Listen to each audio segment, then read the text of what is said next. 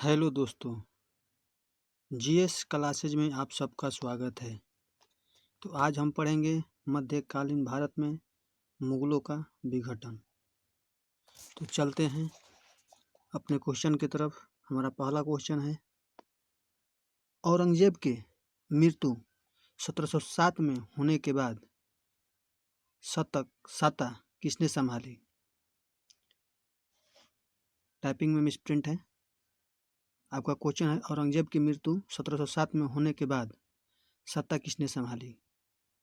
हमारा ऑप्शन है बहादुर शाह प्रथम, जहांदार शाह, मोहम्मद शाह, अकबर द्वितीय।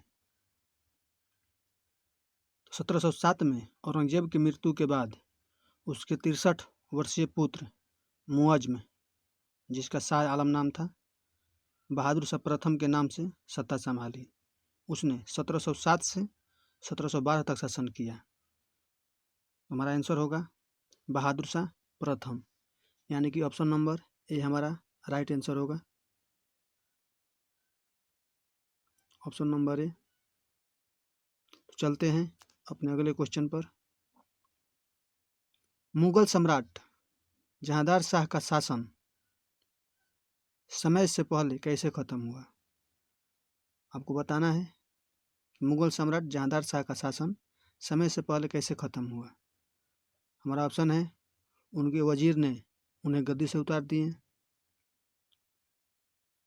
सीढ़ी से उतरते समय फिसल कर गिरने से उनकी मृत्यु हो गई, एक युद्ध में वो अपने भतीजे से पराजित हुए, शराब के अधिक सेवन से उनके रोग से के कारण मृत्यु हुई। तो एक युद्ध में अपने भतीजे से पराजित हुए थे। जहांदार शाह 1712 से 13 ईस्वी तक था, यानी 1 साल का शासन था। मुगल राजवंश में ऐसा प्रथम बादशाह था जो शासन कार्य के नितांत अयोग्य सिद्ध हुआ। उसने तत्कालिक शक्तिशाली अमीर जुल्फिकार खां के सहायता से गद्दी प्राप्त की थी। एक युद्ध में अपने भतीजे फर्रुखसियार द्वारा पराजित हुआ और 1713 में उसकी हत्या कर दी गई। तो फर्रुखसियार ने मुगल सम्राट जहांदार शाह को पराजित करके शासन संभाला। तो हमारा राइट आंसर होगा ऑप्शन नंबर सी। एक युद्ध में अपने भतीजे द्वारा पराजित हुआ, इसका भतीजा था फर्रुखसियार। तो हमारा राइट आंसर होगा ऑप्शन नंबर सी। चलते हैं अपने अगले क्वेश्चन पर। किस मुगल सम्राट ने अंग्रेजों को बंगाल में कर मुक्त व्यापार करने की अनुमति दी? हमारा ऑप्शन है अकबर, जहांगीर, औरंगजेब, फर्रुखसियार। तो हमारा आंसर होगा डी, फर्रुखसियार। 1717 ईस्वी में फर्रुखसियार ने एक फरमान जारी किया जिसमें अंग्रेजों को 3000 वार्षिक देकर बंगाल में बिना अतिरिक्त चुंगी यानी कर दिए व्यापार करने का अधिकार की पुष्टि की गई थी। तो हमारा आंसर होगा ऑप्शन नंबर डी, फर्रुखसियार। 1717 ईस्वी में फर्रुखसियार ने एक फरमान जारी किया था। तो चलते हैं अपने अगले क्वेश्चन पर। कौन मुगल काल में राजा बनाने वाले थे या किंग मेकर कहलाते थे? हमारा ऑप्शन है हुसैन अली और अब्दुल्ला, नसीर खान और जकारिया खान, शाह हुसैन और अब्दुल्ला हुसैन, मोहम्मद शमी और मोहम्मद जुनैद। तो 1713 से 1720 तक मुगल दरबार में सैयद बंधु अब्दुल्ला खान और हुसैन अली खान सबसे शक्तिशाली थे। ये लोग हिंदुस्तानी दल के नेता थे। ये सम्राट निर्माता के रूप में विख्यात थे। सम्राट निर्माता या किंग मेकर या राजा बनाने वाला। 1713 में इसने फर्रुखसियार को सिंहासन पर बैठाया था। इन दोनों भाइयों ने फर्रुखसियार को 1713 ईस्वी में बैठाया था और 1719 में हटा दिया। इसके बाद 3 राजा और बने। 3 राजा और बनाया। पहला राजा था रफ़ी उद दरजात, रफ़ी उद दौला, और तीसरा था मोहम्मद शाह को राजा बनाया। मोहम्मद शाह के शासन में ही सैयद बंधुओं का पतन हो गया। तो हमारा आंसर होगा हुसैन अली और अब्दुल्ला, यानी कि ऑप्शन नंबर ए, ये दोनों किंग मेकर के नाम से विख्यात थे। राइट आंसर होगा ऑप्शन नंबर ए। तो चलते हैं अपने अगले क्वेश्चन पर। मयूर सिंहासन पर बैठने वाला अंतिम मुगल सम्राट कौन था? हमारा ऑप्शन है जहांदार शाह, मोहम्मद शाह, बहादुर शाह, बहादुर शाह जफर। तो नादिर शाह ने 1739 ईस्वी में भारत पर आक्रमण किया और करनाल के युद्ध में मुगल सेना को पराजित किया। और मुगल सम्राट उस समय था मोहम्मद शाह, और करनाल के युद्ध में मुगल सेना को पराजित कर दिया और कोहिनूर और तख्ते ताउस को अपने साथ ईरान ले गया। तख्ते ताउस को ही मयूर सिंहासन कहा जाता है। हमारा आंसर होगा मोहम्मद शाह, यानी कि ऑप्शन नंबर बी हमारा राइट आंसर होगा। चलते हैं अपने अगले क्वेश्चन पर। नादिर शाह के आक्रमण के समय मुगल सम्राट कौन था? हमारा ऑप्शन है अहमद शाह, जहांगीर, मोहम्मद शाह, आलमगीर। नादिर शाह के आक्रमण के समय मोहम्मद शाह था। नादिर शाह आक्रमण कब किया था? तो 1739 ईस्वी में। हमारा right answer option number C, Mohammad Shah. चलते हैं अपने अगले क्वेश्चन पर। किसके शासनकाल में हिजड़ों और महिलाओं का एक वर्ग का प्रभुत्व था? हमारा ऑप्शन है मोहम्मद शाह, अहमद शाह, आलमगीर द्वितीय, शाह आलम द्वितीय। हमारा आंसर होगा मोहम्मद शाह, यानी option number A, Mohammad Shah. Mohammad Shah 1719 से 1748 तक शासन किया। अपना अधिकतर समय पशु युद्ध को देखने में व्यतीत करता था। अपना अधिकतर समय पशु युद्ध माने पशुओं को लड़ाता था और उसे देखने में व्यतीत करता था। उसकी प्रशासन के प्रति उदासीनता और मदिरा और सुंदरियों के प्रति रुचि के कारण लोग उसे रंगीला कहा करते थे। मदिरा और सुंदरी, जिसे हम लोग अपनी भाषा में शराब और सुंदरिया कहते हैं, उसमें व्यतीत रहता था। उसी के कारण इसे रंगीला बादशाह कहा जाता था। उसके शासनकाल में मुगल दरबार में हिजड़ों तथा महिलाओं के एक वर्ग का प्रभुत्व स्थापित हो गया था। हमारा आंसर होगा मोहम्मद शाह। तो चलते हैं अपने अगले क्वेश्चन पर।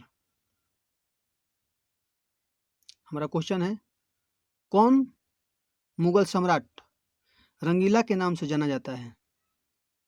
हमारा ऑप्शन है फर्रुखसियार, अकबर द्वितीय, मोहम्मद शाह, बहादुर शाह जफर। तो मुगल सम्राट जो रंगीला के नाम से जाना जाता था वह था मोहम्मद शाह, यानी कि option number C.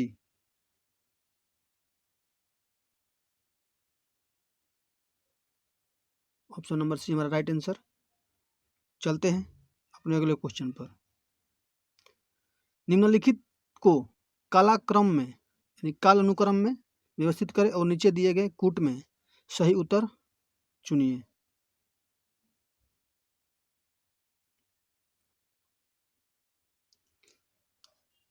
Mohammad Shah, Jahandar Shah, Alamgir द्वितीय, अहमद शाह। अपना आंसर कूट में देना है। तो देखते हैं कौन सा शासक किस ईस्वी में था। तो जहांदार शाह 1712 से लेकर 1713 तक था, यानी कि भी फर्स्ट नंबर पे होगा। तो फर्स्ट में भी कौन है? ऑप्शन नंबर बी में है। उसके बाद मोहम्मद शाह 1719 से 1748 तक, यानी मोहम्मद शाह ए, बी ए। उसके बाद अहमद शाह 1748 से 54 तक था, और आलमगीर 1754 से 59 तक था। हमारा राइट आंसर होगा option number B, Jahandar Shah, Mohammad Shah, Ahmad Shah और आलमगीर द्वितीय। राइट आंसर हमारा बी होगा। चलते हैं अपने अगले क्वेश्चन पर।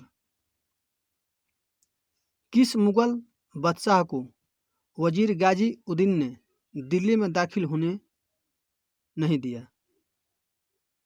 हमारा ऑप्शन है आलमगीर द्वितीय, शाह आलम द्वितीय, अकबर द्वितीय, बहादुर शाह द्वितीय।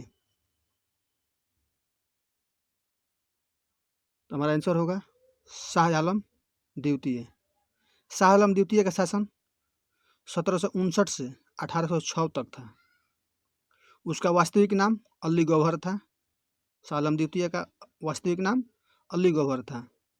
अपने पिता आलमगीर द्वितीय की मृत्यु के समय, जब उसके पिता आलमगीर द्वितीय की मृत्यु हुई थी, उस समय शाह आलम द्वितीय बिहार में था। उस समय दिल्ली में वजीर गाजीउद्दीन था। दिल्ली में गाजीउद्दीन ने शाह आलम को दाखिल नहीं होने दिया। तब मराठों ने 1772 ईस्वी में मराठों की सहायता से वह दिल्ली का शासक बना। हमारा राइट आंसर होगा option number B, Shah Alam द्वितीय। शाह आलम द्वितीय को गाजीउद्दीन दिल्ली में दाखिल नहीं होने दिया था, तो मराठों के सहायता से 1772 में दिल्ली के सिंहासन पर बैठा था। शाह आलम द्वितीय हमारा राइट आंसर। चलते हैं अपने अगले क्वेश्चन पर। अंतिम मुगल सम्राट बहादुर शाह जफर था, उसके पिता का नाम क्या था? आपको बताना है कि हमारा अंतिम मुगल सम्राट बहादुर शाह जफर था, तो उनके पिता का नाम था अकबर शाह प्रथम, अकबर शाह द्वितीय, औरंगजेब, आलमगीर द्वितीय। तो बहादुर शाह जफर के पिता अकबर शाह द्वितीय थे, यानी कि right answer option number B. चलते हैं अपने अगले क्वेश्चन पर। भारत का आखिरी मुगल सम्राट कौन था? हमारा ऑप्शन है बहादुर शाह प्रथम, बहादुर शाह जफर, शाह आलम द्वितीय, मोहम्मद शाह। हमारा आंसर होगा भारत का आखिरी मुगल सम्राट बहादुर शाह द्वितीय था, यानी कि Bahadur Shah Zafar, option number B. चलते हैं अपने अगले क्वेश्चन पर। उससे पहले आप हमारे चैनल पर पहली बार हैं तो आप हमारे चैनल को सब्सक्राइब करें, शेयर करें और लाइक करें। आपका एक लाइक हमारे लिए मोटिवेशन का काम करता है। तो चलते हैं अपने अगले क्वेश्चन पर। निम्न कथनों में से कौन बहादुर शाह जफर के बारे में सही नहीं है? आपके सामने 4 ऑप्शन है, उसमें बताना है बहादुर शाह जफर यानी बहादुर शाह द्वितीय के बारे में कौन सा कथन सही नहीं है। यह बिना साम्राज्य के सम्राट था। इब्राहिम जौक और असद उल्लाह खां गालिब उसके कविता के शिक्षक थे। हसन मस्करी उसके आध्यात्मिक निर्देशक थे। यह 1 लाख से कम ईस्ट इंडिया कंपनी से पेंशन पर आश्रित था। आपको बताना है इसके बारे में, बहादुर शाह जफर के बारे में कौन सा कथन सही नहीं है। तो यह बिना साम्राज्य के सम्राट था, यह बिल्कुल सही है। जिस समय यह सम्राट था उस समय सारा शासन अंग्रेजों के हाथ में था, तो यह बिना साम्राज्य का सम्राट था, यह सही है। इब्राहिम जौक और असद उल्लाह खां गालिब उसके कविता शिक्षक थे, यह भी सही है। हसन मस्करी उसके आध्यात्मिक गुरु थे, निर्देशक गुरु को बोला जाता है, तो हसन मस्करी उसके आध्यात्मिक निर्देशक थे, ये भी सही है। और 1 लाख से कम ईस्ट इंडिया कंपनी के पेंशन पर आश्रित था, ये बात गलत है, क्योंकि 1 लाख उसकी मासिक पेंशन थी, 1 लाख से इसमें कम दिया है, इसलिए हमारा ऑप्शन नंबर डी बहादुर शाह जफर के बारे में एक गलत लिखा हुआ है। हमारा right answer option number D. अगर यहाँ पे कम नहीं होता तो ये भी सही होता। तो चलते हैं अपने अगले क्वेश्चन पर। निम्नलिखित में से कौन अवध का नवाब प्रथम था? आपको बताना है कि अवध का प्रथम नवाब कौन था। हमारा ऑप्शन है आसफ उद-दौला, शहादत खान, सिराज उद-दौला, सफदरजंग। तो हमारा राइट आंसर होगा शहादत खान। शहादत खान अवध का प्रथम नवाब था, तो हमारा राइट आंसर शहादत खान, ऑप्शन नंबर बी। तो चलते हैं अपने अगले क्वेश्चन पर। निम्नलिखित में से कौन हैदराबाद के स्वतंत्र राज्य का संस्थापक था? आपको बताना है हैदराबाद के स्वतंत्र राज्य का संस्थापक कौन था? हमारा ऑप्शन है कमरुद्दीन खान, मोहम्मद अमीन खान, असद खान, चिंकिलिज खान। तो हैदराबाद के स्वतंत्र राज्य की स्थापना 1724 ईस्वी में निजामुल मुल्क ने की थी। निजामुल मुल्क को ही चिंकिलिज खां कहा जाता है। तो हमारा राइट आंसर चिंकिलिज खान होगा, यानी कि ऑप्शन नंबर डी। चिंकिलिज खान को ही निजामुल मुल्क कहा जाता था। इसका वास्तविक नाम निजामुल मुल्क था या चिंकिलिज खां हैदराबाद का स्वतंत्र राज्य का संस्थापक था। तो चलते हैं अपने अगले क्वेश्चन पर। निम्नलिखित में से दिल्ली में किसने खगोलीय वेधशाला, जिसे जंतर मंतर कहा जाता है, बनवाया था? हमारा ऑप्शन है अकबर, सूरजमल, शाहजहां, जयसिंह द्वितीय। तो हमारा आंसर होगा जयसिंह द्वितीय ने दिल्ली में खगोल वेधशाला बनवाया था। जयसिंह ने दिल्ली के साथ साथ उज्जैन, मथुरा, बनारसी, जयपुर, इन 5 जगहों पर खगोलीय वेधशाला जंतर मंतर बनवाया था। तो right answer option number D. चलते हैं अपने अगले क्वेश्चन पर।